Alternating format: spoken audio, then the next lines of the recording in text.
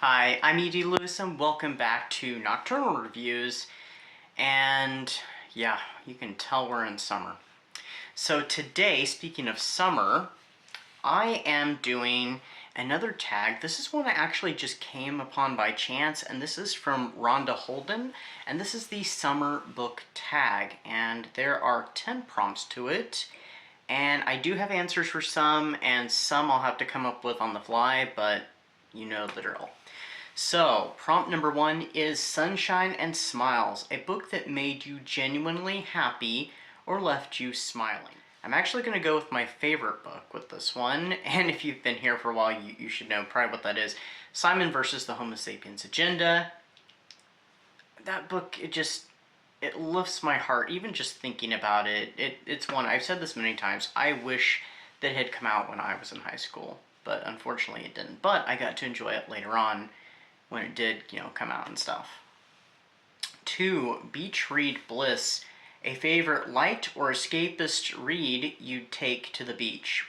Probably not exactly light, but in some ways yes, but definitely escapist, and that's the book I'm currently reading. I actually forgot to bring it up with me, and that is I Know What You Did Last Summer by Lois Duncan. So, yeah, I'm not going to talk too much about it, but it's quite entertaining. It's not what I was expecting. I knew it would be different from the film adaptation, quite a bit different, but I'm really enjoying how it flows, and it has that nice amount of tension, but it's not overdone. So, all right, number 3 is Scorching Hot Romance, a swoony romance that's sizzled with chemistry. I'm going to go with Dracula Bound in Blood by Morgan Black. Loved this book. Jonathan Harker and Dracula had quite a bit of chemistry, and it went spicy places, but some interesting ones. It definitely sizzled, that's for sure. Highly recommend that one. Do check it out, especially if you love Dracula.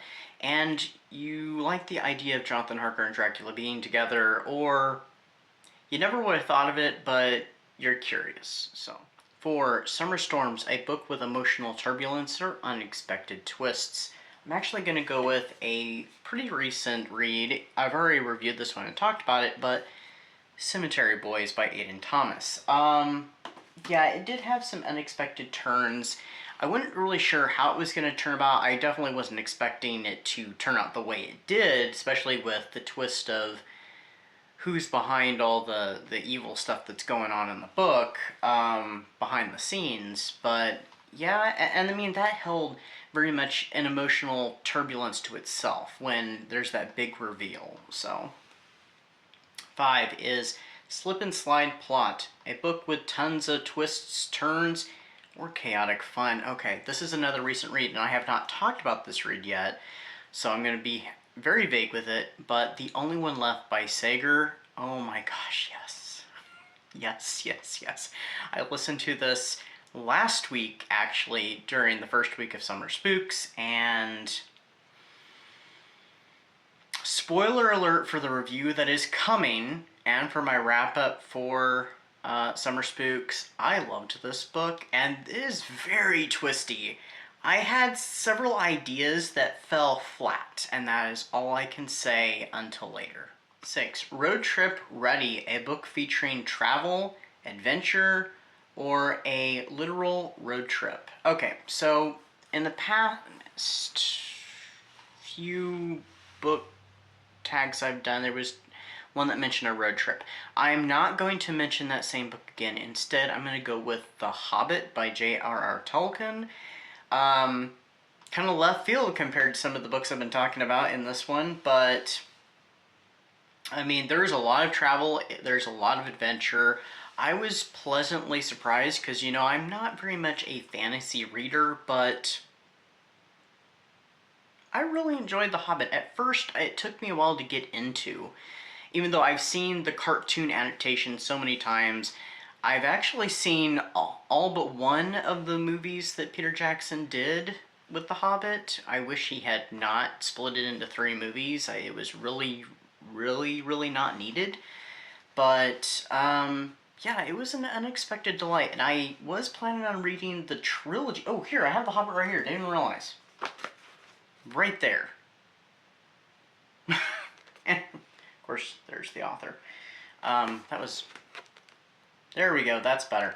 So, yeah, if you're wanting something with adventure, I mean, that would definitely work for a summer read, even kind of a springy read, too, but, you know. Yeah, The Hobbit.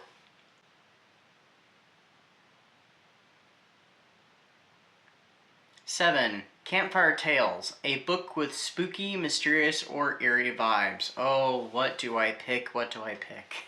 We're gonna go with Local Haunts. I'm not gonna pull out the stack, but that was the first HorrorTube anthology. There are 3 HorrorTube anthologies, and that was the very first one, and it's full of, you know, spooky little tales. Perfect for, you know, Halloween time, perfect for if you're doing like Summerween, summer spooks, you know, that you want a little spookiness added to your season, probably any time of year, but all kind of inspired off of like local, well, some of them may not be, but the gist was, when it was being created, was,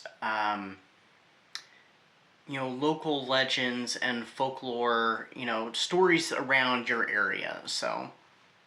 I mean, the story that I wrote in it, I took inspiration from a few different things, and one of them was not my area, but it was from somebody who I knew at the time, and, you know, used some of the details of some of their experiences as inspiration for a lot of the story. 8. Sands Between the Pages, a book with a coastal or island setting. I'm gonna go with another fairly recent one because this one does take place right by the ocean. It's you know, so it's rather coastal, not islandy, but... And that it would be The Shadows of Stormcliff Hall by Lauren Smith.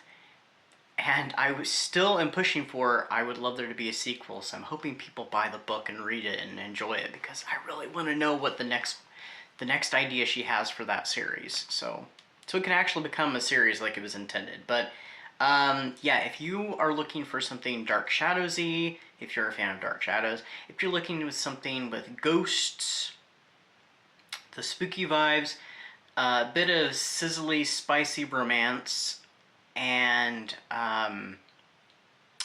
strong anchors to the past, you know, affecting the present, which is very gothic, you know, the past haunting the present, definitely right up your alley. 9. Sunburn Alert. I know that feeling. A book that left you feeling burned, overhyped, disappointing, or frustrating.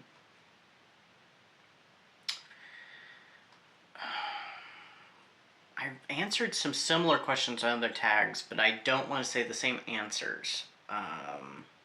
They've been fairly recent ones, too.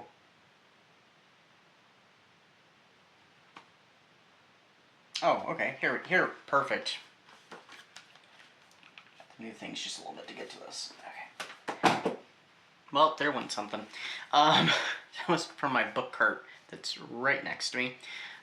There's this, Curse of Dark Shadows, the graphic novel, which I hear is actually getting a new cover to it, and I haven't seen what the new cover looks like yet.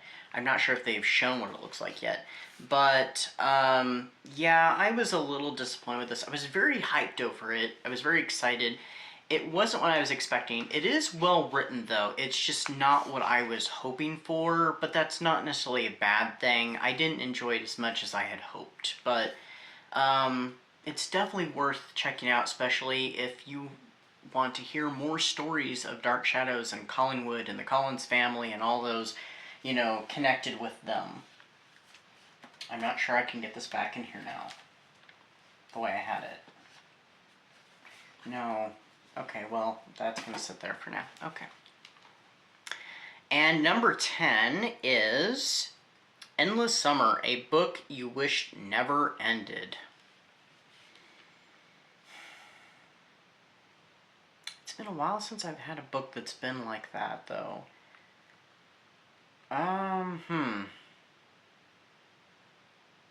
Okay, we're going to go a little left field, and we're going to go The Nightmare Before Christmas.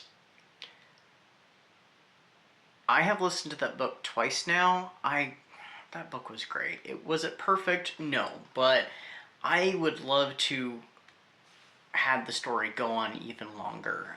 Just to, just to hear about the misadventures and stuff that the characters in that have. The son of, the Prince of Christmas and the Prince of Halloween. I loved their story. Again, not perfect, but a great read. And also, there's something else. Part of why that book was it had a slight disappointment to it, was there was some unresolved feelings that didn't, or at least some feelings that didn't fully get a resolution, and I would have loved that to have gotten a resolution. So if the story continued on, it was a longer story, maybe it would have wrapped that up better. I don't know, but that's my answer. And before we go, I am also going to do my monthly news segment. If this continues to go well and people enjoy it, then I will continue it. I'm going to at least do it this month and probably next month, and we'll see how people respond to it. But I'm going to be using the Goddess Guidance Oracle cards, so let's see what the card is for viewers for this month. So this is a little hard to do, but I'm using, because this is set up, the Goddess Guidance Oracle, which is by Doreen Virtue, who does not do Oracle cards anymore. You can look into that, and there we go. We've got our card. So I asked, what was something that the viewers need to know? And the card is Medicine Woman. Now, I can't remember how to pronounce this name, so I'm going to look it up really quick, because I do have the guidebook handy. Try not to use the guidebook, but the pronunciation is Ishel or Ishel.